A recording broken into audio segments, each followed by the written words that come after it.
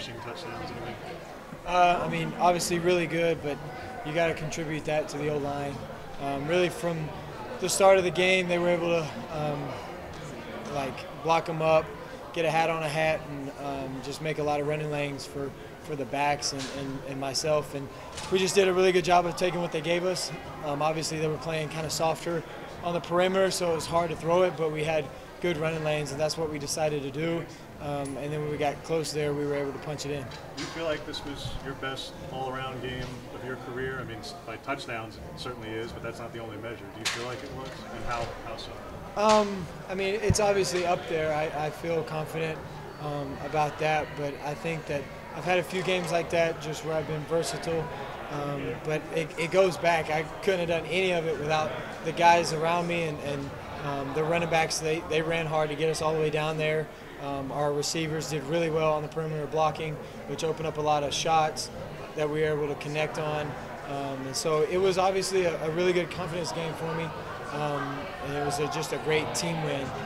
There was nothing that I did that was anything special, and obviously it was all those guys doing most of the work themselves. You were trying to throw a couple blocks a few times for running backs. You obviously stuck your nose in there trying to get that first down late.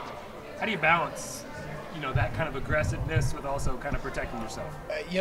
It's tough. I think as a quarterback in my position, it's one of the toughest things to do because we want to be athletic, we want to use our skills, but at the same time, we know the value of not taking those unnecessary hits. And at the end of the game, obviously there was no question the game was on the line. You got to kind of do that for your team, and then it's just all about what we talk about, our DNA traits. It's about toughness. It's putting your body out there for your guys next to you, and obviously they do the same for me, so why can't I do it for them? I think with the results of the first 2 weeks, a lot of people thought you learned the most about yourselves from this game. What do you feel like you guys learned about yourselves this week? That we can compete at a high level with a really, really competitive team, and obviously it helped playing them here at home. The atmosphere was awesome, and we were able to jump on them early. Our defense started out with that, and they from really that point on, after our first drive, we were in control of the game. And obviously that there at the end of the third, it was kind of got a little slow, but at the end of the day, we were still in control of the game. And when we took that last drive down the field, took about, I guess, 8 minutes off the clock. That shows a lot about our team. Bo, Dan talked about wanting to establish an identity in this game. What do you think that 5-minute drive at the end of the first half did to do that, and what do you think that identity is based on that? Well, I think it shows us that our DNA traits are paying off. I think our identity is starting to show that we're a physical, hard-nosed team, but at the same time we can get on the perimeter and we can make some plays at the skill positions as well. And I think when you look at the game film, we'll obviously go back and look at it, but the guys playing without the ball is something that we really talked about heavily this week, and you see a lot of receivers and tight ends and even linemen finishing blocks and playing really well without the ball and getting in the game. Oh, just on that 46-yard pass to Franklin, they had a backup cornerback on him on that play. Is that something you guys talked about, something you identified? Yeah, not at all. We just knew the coverage they were going to be playing, and Troy made an incredible catch.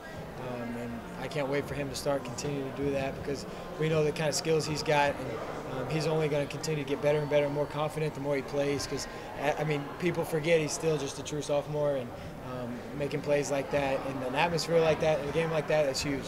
How did it feel to bust out a throw like that? I know last week a lot of fans were saying, hey, we want more throws. You're like, well, fans don't always know. So how does it feel to bust out a throw like that? It was great because we just took what the defense gave us. We were talking about certain shots that we could call. We knew we'd get them in some soft zone, and with motion like that, we knew we could maybe have a chance to throw it over the top.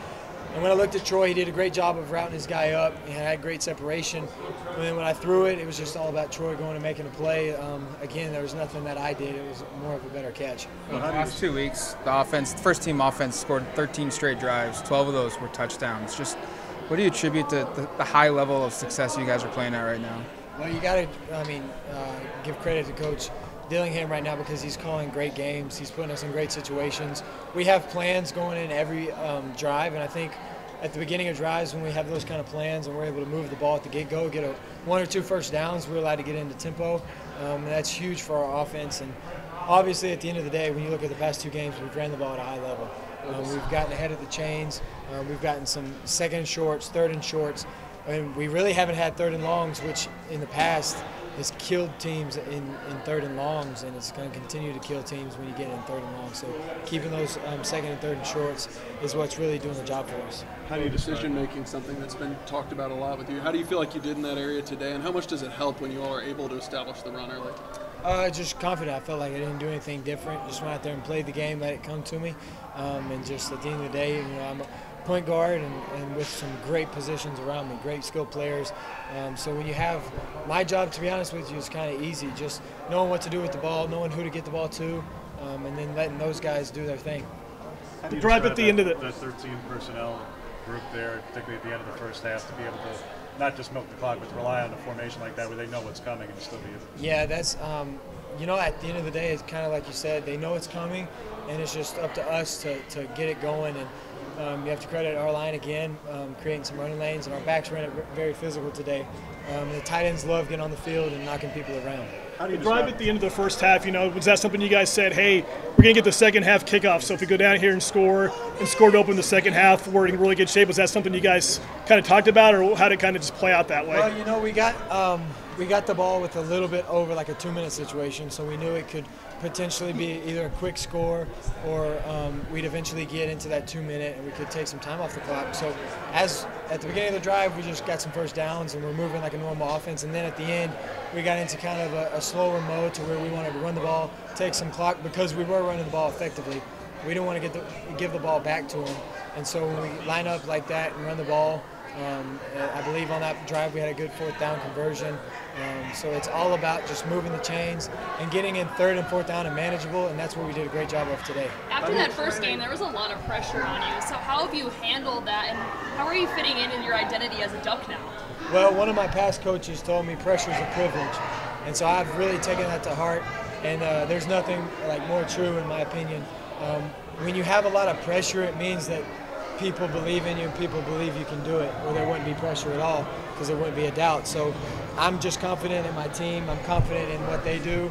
And really, I just got to go out there and do my job because the other guys, the other 10 guys are doing theirs. And so it's all about doing your 111th. And then, we're just having a lot of fun right now. There's no doubt about it. We're enjoying, like our teammates, we're enjoying being around. I think you can tell that after each touchdown. We spend a lot of time on the field celebrating. We're always having to get in trouble getting off.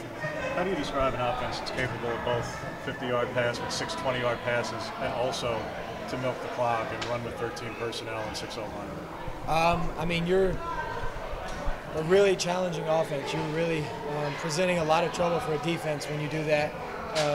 And obviously we've seen in the past how what we do on offense is kind of challenging to defense, and they have a hard time adjusting to it because we can go from any kind of set to like a big set to a small set. We can do really anything. We're very versatile, and like I said, Coach Dillingham puts us in great situations. Are there certain routes or concepts that you've identified, the coaches have helped identify, that on those, when errors happen, today they didn't, in the last week they didn't, obviously against Jordan you had, are there certain aspects that you guys have tried to identify to in helping try to eliminate those beyond just, don't throw an interception? Well, no kidding. But are there some very specific things, you don't have to say what they are, but are there things other than a misread? Well, we have our, we have our bread and butter concepts. We have our plays that we run over and over and over, and we've gotten really good at. But at the same time, we're allowed to, with our offense and how it's situated, we're allowed to get into the same plays in a different formation. So from a defense, it looks crazy. You got to line up to it. And a different guy on defense may play the route that they've been practicing all week with somebody else. So that's what's extremely important for us. That's what I think we're doing a good job of. Again, it goes back to Coach Dillingham and our offensive staff. They do a great job during the week making a plan for us that we're really comfortable with. And then at the end of the day, when you get into the game, the adjustments are really good. And each drive, like I mentioned, we have a plan of what we're about to go out there and do. And that's really big for us. You've thrown four. Last question. How, right when you came here, you said you wanted to do after practice throw to the receivers and the tight ends. How has that helped, and why did you start doing that? Well, like as you mentioned, Terrence is just a really athletic, talented player, and I think getting him the ball is just putting him in good situations, and just the chemistry and the confidence we have with one another right now. It's just really high, and obviously we're going to continue to do that. Thank y'all. I really appreciate it.